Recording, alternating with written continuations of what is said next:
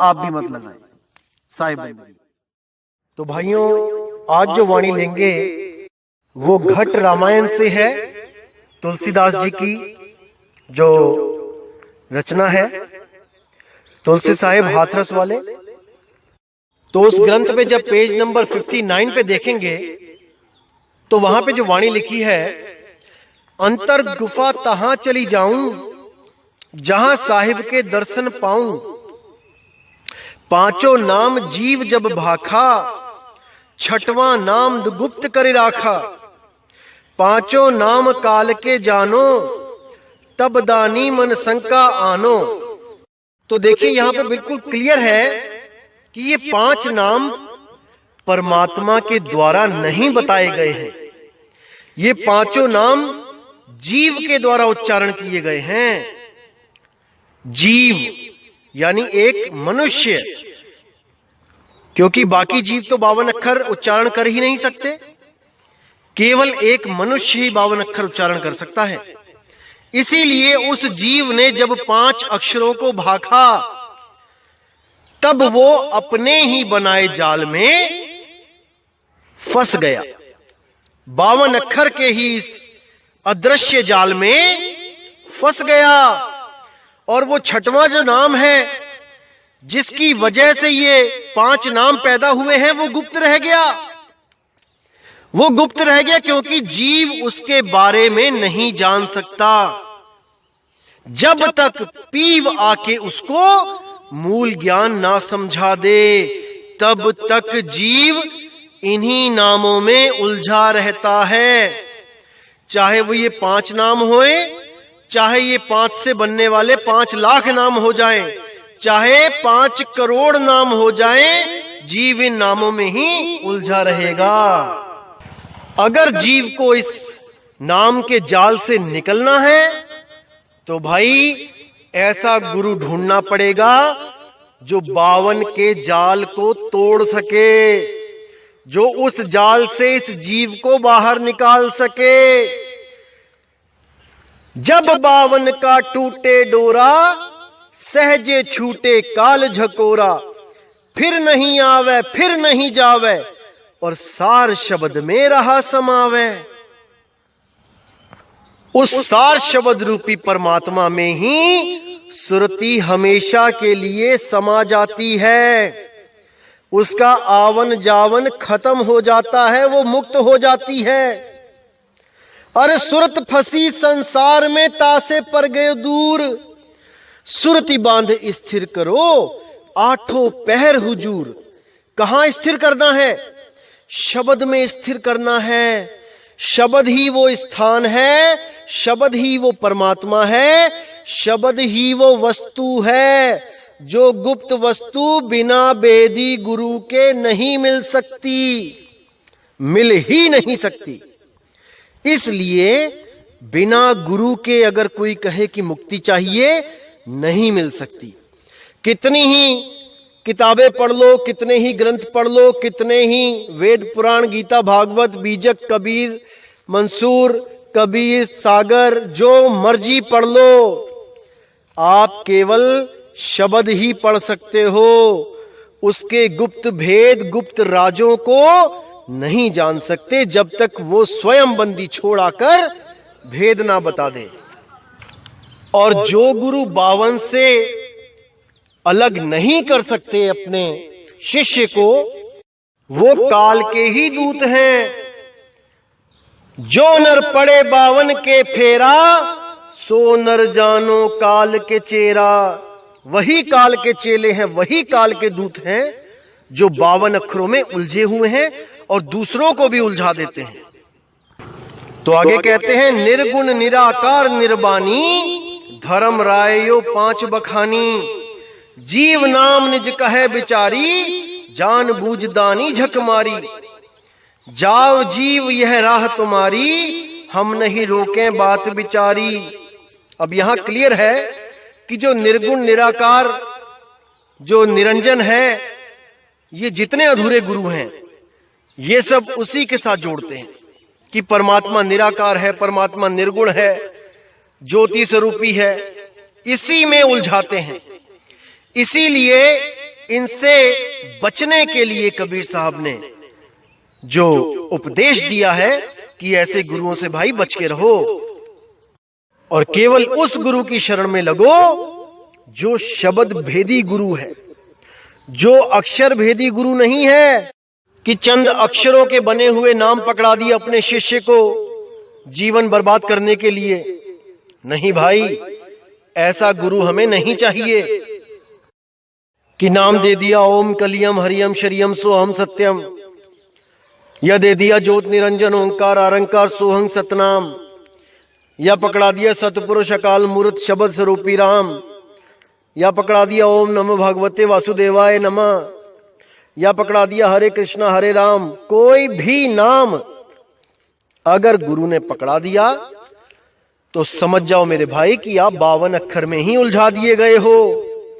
चाहे वो सत्य कबीर ही क्यों ना हो, सत्य कबीर का भेद जब तक नहीं मिलता मुक्ति नहीं हो सकती। लेकिन जब तक सत्य कबीर का भेद ना मिल जाए, इसको भी एक आसरा समझो।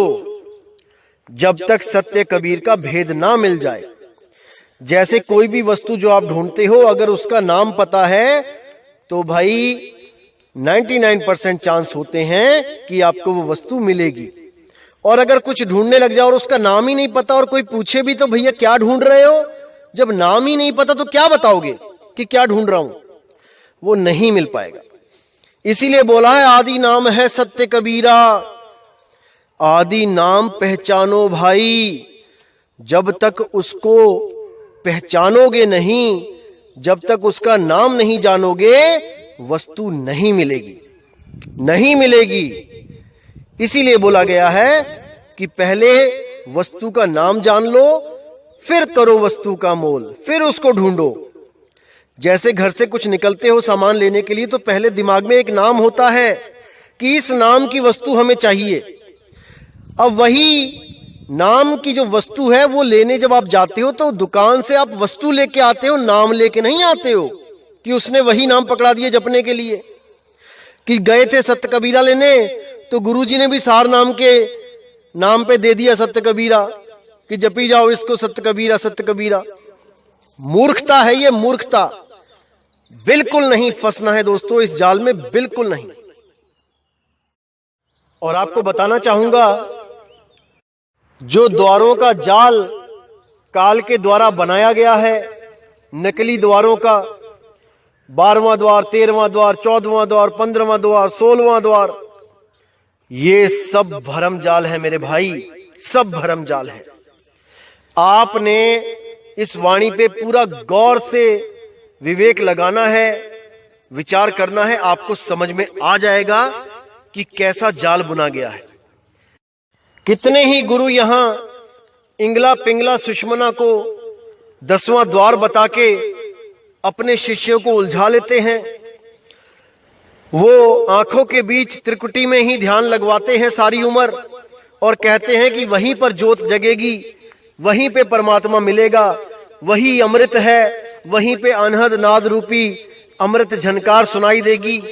इसी में अपने शिष्यों को सारी उम्र के लिए उलझा देते हैं और उनके शिष्य ये सोचते रहते हैं कि देखो हमारे कितने अच्छे भाग है जो हमें सतगुरु मिला।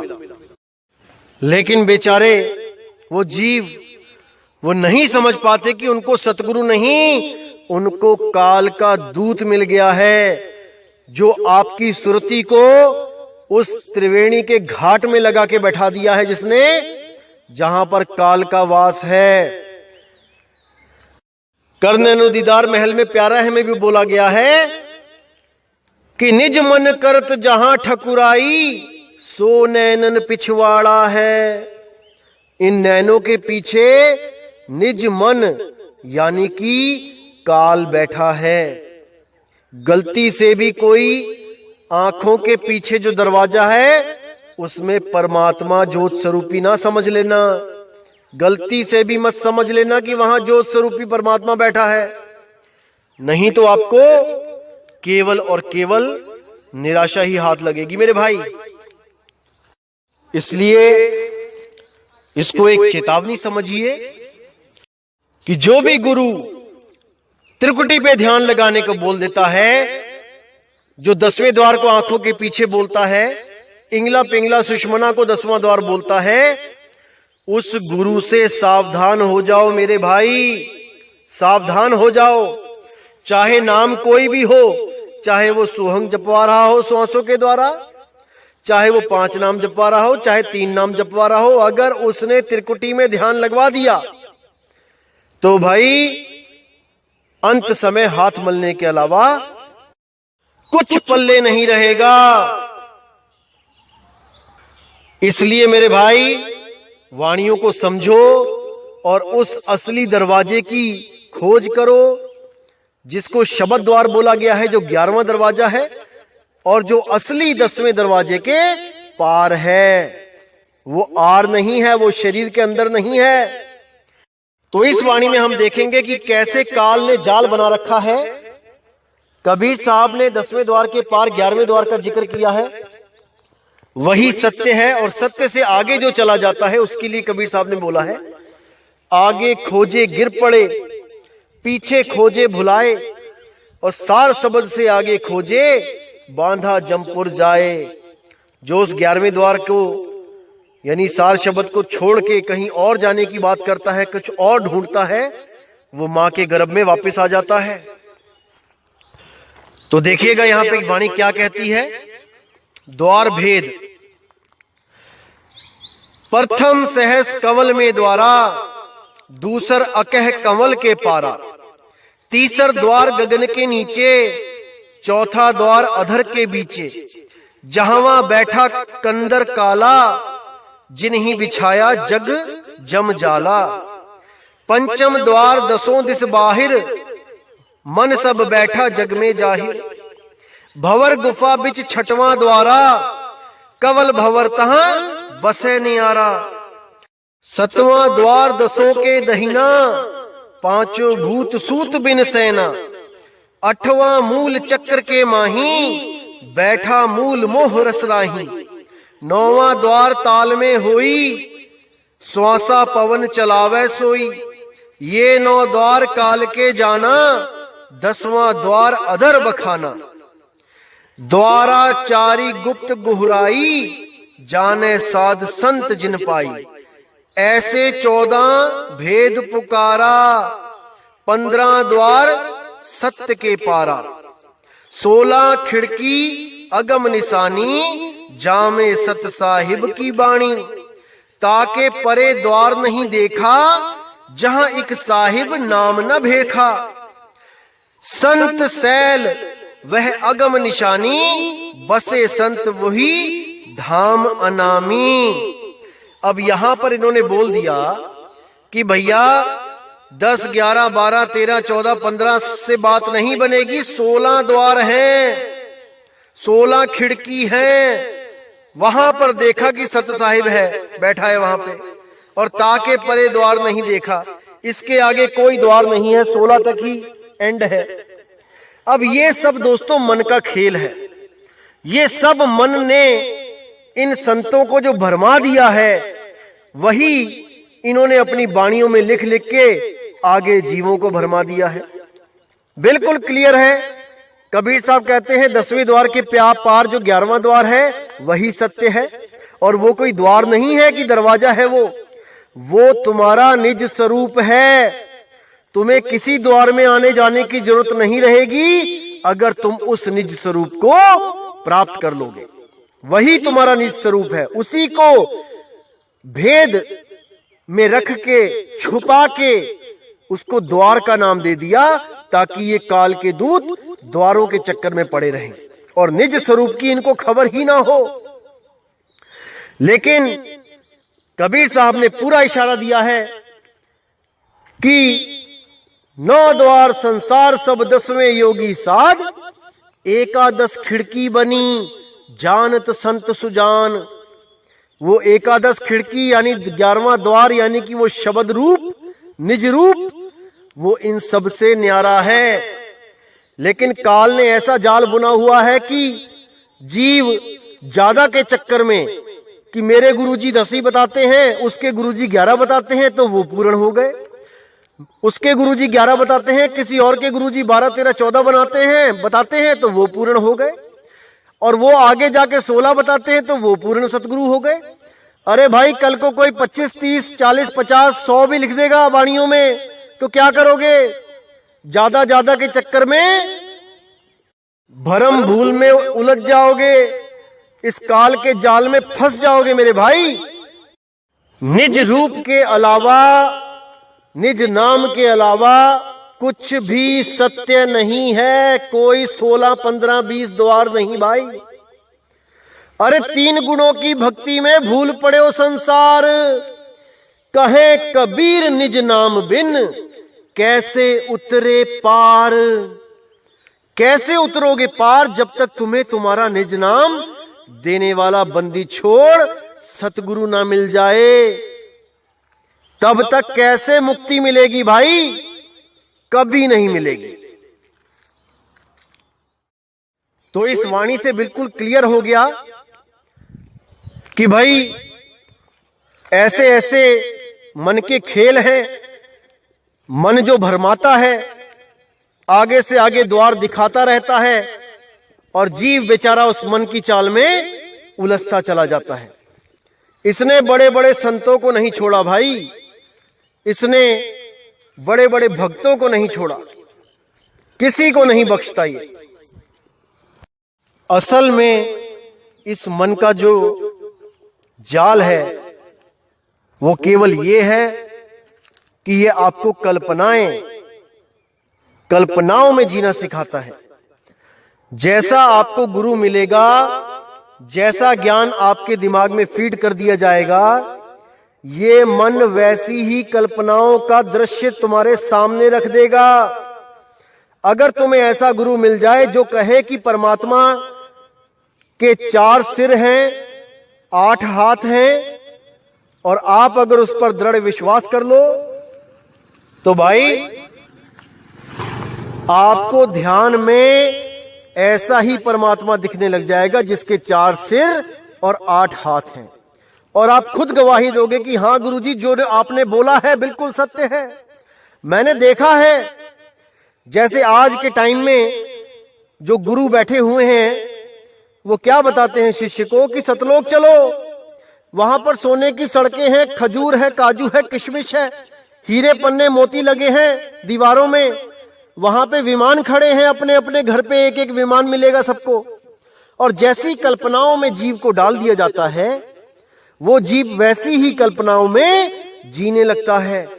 उसके सपने में भी यही दिखाई देने लग जाता है कि मेरे गुरुजी मुझे लेके गए, वहां पर सोने की सड़कें थीं, वहां इंद्र बैठा हुआ था, वहां पे डांस चल रहा था, वहां से आगे चले गए पार ब्रह्म के लोक में चले गए।